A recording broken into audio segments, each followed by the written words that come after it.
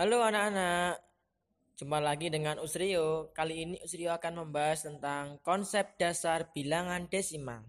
Mengapa kita harus belajar tentang bilangan desimal? Karena pada matematika kita nanti selanjutnya akan belajar mengkonversi pecahan biasa ke desimal dan pecahan desimal ke persen dan seterusnya ya. Jadi ini sangat penting sekali.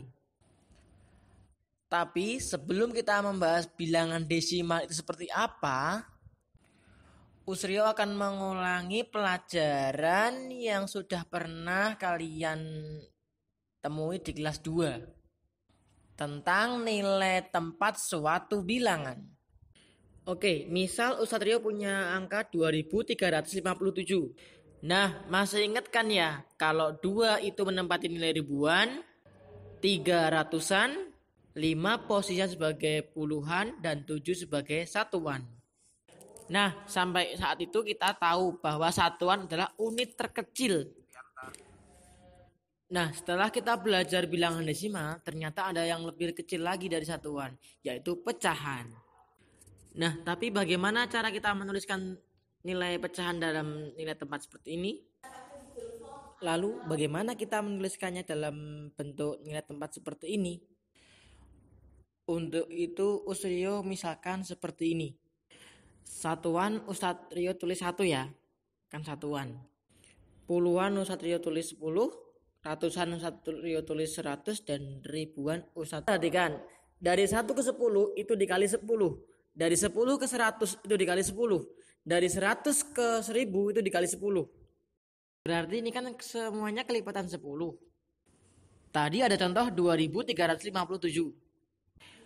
Berarti kan ada 2 buah ribuan, 3 buah seratusan, 5 buah puluhan, dan 7 satuan. Berarti ketika disusun menjadi 2357 atau 2357. Nah, bagaimana kalau ada pecahan nih?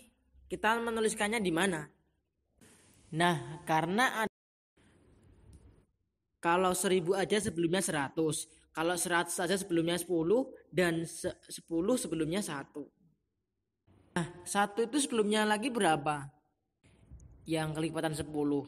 Berarti 1/10 kan? Berarti sebelumnya lagi 1/100, sebelumnya lagi ada 1/1000. Dan seterusnya. Tampilannya akan menjadi seperti ini. Serius startnya dari 1/1000 ya. Sebelumnya sebenarnya masih ada. Saya rasa sampai 1/1000 saja ya. Terus 1/100, terus 1/10, kemudian 1, 10, 100, dan 1000. Nah, misalkan begini. Usrio punya 2 sebagai puluhan, 1 sebagai satuan, 8 sebagai 1/10-an, dan 4 sebagai 1/100-an. Kita susun menjadi 2, 1, 8, 4. Tapi kalau kita tulis seperti ini terkesan menjadi 2184 kan? Mau kita kan 2 itu sebagai puluhan bukan ribuan. Lalu bagaimana biar membedakan? Akhirnya para matematikawan berkesepakatan memberikan tanda. Nah, tanda itu disebut dengan tanda desimal. Nah, tanda desimal ini kalau di Indonesia disimbolkan dengan tanda koma. Berarti dia udah desimal tuh. Tapi kalau di beberapa negara, koma itu bisa diganti dengan titik. Tapi untuk di Indonesia kita pakai koma ya. Nah, berarti kalian bisa lihat itu polanya. 2 sebagai puluhan, 1 sebagai satuan. Nah, setelah satuan baru masuk 1/10-an, 8 sebagai 1/10-an, dan 4 sebagai 1/100-an. Begitu konsepnya. Setelah ada tanda desimal atau koma ini, 21,84 ini sudah disebut sebagai bilangan desimal. Sudah bukan bilangan bulat lagi.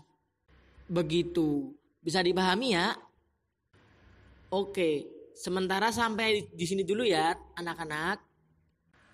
Pembelajaran matematika hari ini. Untuk pertemuan berikutnya nanti kita akan membahas pecahan desimal ini kita ubah menjadi pecahan biasa atau sebaliknya. Pecahan biasa kita ubah menjadi pecahan desimal. Oke, semoga bermanfaat. Jika kalian suka dengan video ini, silahkan diklik like, share, dan jangan lupa subscribe juga bagi yang belum ya, agar kalian tidak ketinggalan dengan video-video pembelajaran dari Ustadz Rio. Terima kasih sudah menonton dan